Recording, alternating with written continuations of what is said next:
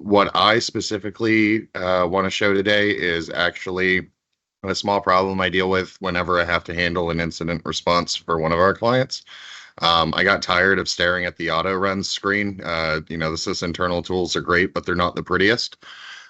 So what I ended up doing is going ahead and creating a workflow that when a Huntress detection is triggered and a ticket is created in Freshdesk, it'll go ahead and start by reaching out to Syncro, passing through the information that we want, which is going to be the subject because it contains information like company, what endpoint it is, things like that. We also get the ticket ID because we do something fun with that later. After we go through and parse through the actual priority PC and customer, afterwards we reach out to Syncro. We grab our customer ID. We look up the asset based on name shortly following thereafter. We go ahead and update a custom field in Syncro.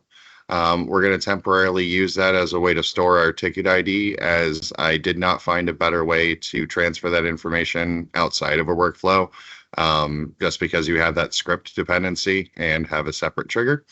After that, we are going to create an alert in Syncro for that asset. They have an endpoint that lets you create custom ones.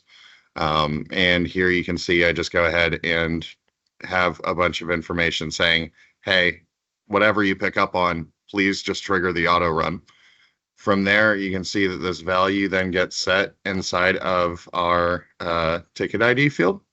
And that script is, of course, triggered and ran. After that, when the script is ran, there's a webhook to a separate workflow. And that is going to be this very simple one. All we're doing is receiving from the webhook in raw JSON. And we parse through it and get it into a variable. From there, oh, Lord, there we go.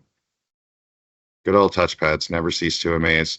After that, we go through and get all the information that we need to parse through from that exported XML transformed to JSON through PowerShell.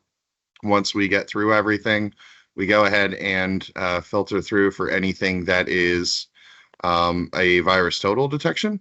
So here we have, if item.vt detection is defined and it is 1 through whatever out of anything, that's where we want to post it.